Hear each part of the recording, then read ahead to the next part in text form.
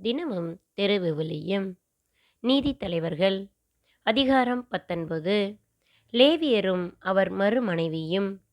Israel மக்களுக்கு அரசன் இல்லாத அந்நாட்களில் லேவியர் ஒருவர் எப்ராயிம் மலைநாட்டின் எல்லைப்புறத்தில் தங்கியிருந்தார். யூதா நாட்டு பெத்லகேமைச் சார்ந்த ஒரு பெண்ணை மறுமனைவியாக கொண்டிருந்தார்.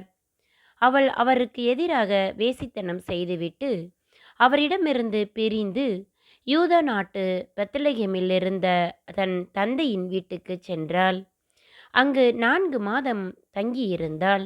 அவளிடம் நயந்து பேசி அவளை தன்னுடன் மீண்டும் அழைத்து வர அவள் கணவன் அவனை நோக்கி புறப்பட்டுச் சென்றார். அவர் தம்முடன் தம் வேலையாளையும் 2 கழுதைகளையும் கூட்டிக் கொண்டு சென்று அவள் தந்தையின் வீட்டை வந்தடைந்தார். அவரை கண்டதும் பெண்ணின் தந்தை மகிழ்வுடன் வரவேற்றார். பெண்ணின் தந்தையான அவர் மாமனார் அவரை வற்புறுத்தவே அவர் அவருடன் 3 நாட்கள் தங்கினார். 4ஆம் நாள் அவர்கள் அதிகாலையில் எழுந்தார்கள். அவர் புறப்படுகையில் பெண்ணின் தந்தை தம் மருமகனிடம், சிறிது உணவருந்தி திடம் கொண்ட பின் போகலாம் என்றார். அவர்கள் இருவரும் ஒன்றாக அங்கே அமர்ந்து உண்டு குடித்தனர். பெண்ணின் தந்தை அவரிடம், இதயம் மகிழுமாறு இரவும் இங்கே தங்கும் என்றார். அவர் போவதற்கு எழுந்தார். அவர் மாமனார் அவரை வற்புறுத்தவே அவர் அங்கேயே தங்கி இரவை கழித்தார். அவர் 5ஆம் நாள் புறப்படுவதற்காக அதிகாலையில் எழுந்தார். அப்போது பெண்ணின் தந்தை, இதயம் மகிழுமாறு பொழுது சாயும் வரை இங்கே தங்கும் என்றார். இருவரும் உண்டனர். அவரும் அவர் மறுமனைவியும் அவருடைய வேலையாளும் புறப்பட தயாராயினர். பெண்ணின் தந்தையான அவர் மாமனார் அவரிடம், இதோ நாள் முடிந்து மாலையாகிவிட்டது, நாள் முடிவடைந்து விட்டது. இரவு இங்கே தங்கி இதயம் மகிழ்வியும். நாளை அதிகாலையில் எழுந்து உங்கள் வீட்டுக்கு பயணமாகலாம் என்றான். அம்மனிதர் இரவு தங்க விரும்பவில்லை. எனவே அவர் சேணமிட்ட 2 கழுதைகளுடன் தம் மறுமனைவியுடனும் புறப்பட்டு எருசலேம் என்ற எபூசுக்கு அருகே வந்தார். அவர்கள் எபூசை நெருங்கிய பொழுது அந்தி மாலை ஆகிவிட்டது. வேலையாள் தம் தலைவரிடம், நாம் எபூசுக்கு சென்று அங்கே இரவை கழிப்போம் என்றான். அவன் தலைவர் அவனிடம், நாம் இஸ்ரேல் மக்கள் அல்லாத வேற்றினத்தார் நகர்பக்கம் செல்லாமல் கியபாவுக்கு கடந்து செல்வோம் என்றார். அவர் தம் வேலையாளிடம், கியபா அல்லது ராமாவுக்கு சென்று அவற்றுள் ஏதாவது ஓர் இடத்தில் இரவை கழிப்போம் என்றார். அவ்வாறே அவர்கள் சென்று பென்யமீனை சார்ந்த கிபையாவை அடைந்த பொழுது கதிரவன் மறைந்தான். அவர்கள் கிபையாவில் இரவை கழிக்க அங்கே சென்றனர். ஆனால் இரவை கழிக்க தன் வீட்டிற்குள் வருமாறு அவர்களை ஒருவனும் அழைக்கவில்லை. ஆகவே நகரின் சதுக்கத்தில் அமர்ந்தனர். மாலையில் ஒரு முதியவர் தம் வேலையை முடித்துவிட்டு வயலிலிருந்து வந்தார். அவர் எப்ராயிம் மலைநாட்டைச் சார்ந்தவர். அவர் கிபையாவிற்கு வந்து தங்கி இருந்தார். ஆனால் அங்கு வாழ்ந்தவர்கள் பென்யமீன் மக்கள்.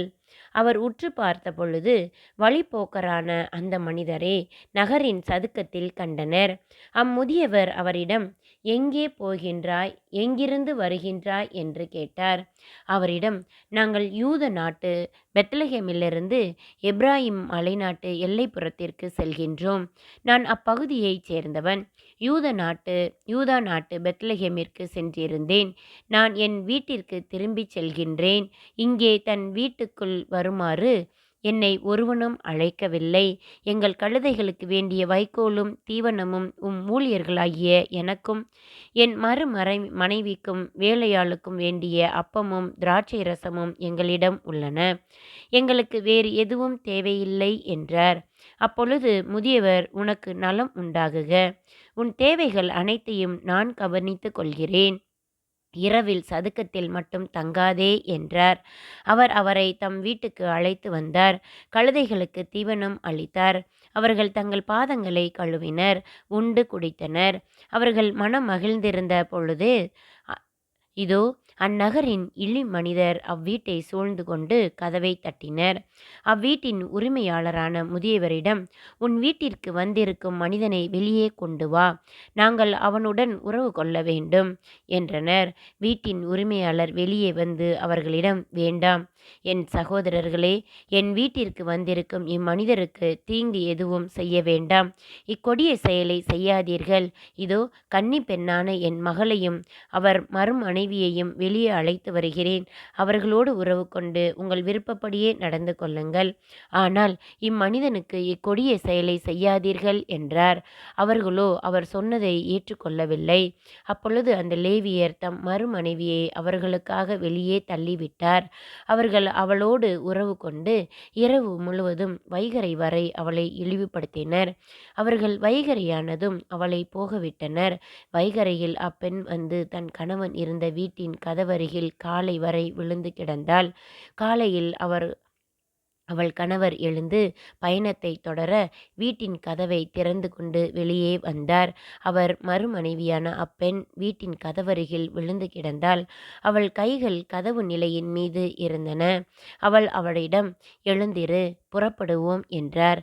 பதில் இல்லை. எனவே அவளை கழுதையின் மீது தூக்கி வைத்து தன் வீட்டை நோக்கி சென்றார். அவர் தம் வீட்டிற்கு வந்ததும் ஒரு கத்தியால் தம் மறுமனைவியின் உடலை 12 துண்டுகளாக வெட்டி அவற்றை இஸ்ரேலின் எல்லா நிலப்பகுதிகளுக்கும் அனுப்பி வைத்தார். அதை கண்ட அனைவரும், இஸ்ரேல் மக்கள் எகிப்து நாட்டிலிருந்து புறப்பட்டதிலிருந்து இந்நாள் வரை இது போன்றது நடந்ததில்லை, இது போன்றதை கண்டதும் இல்லை.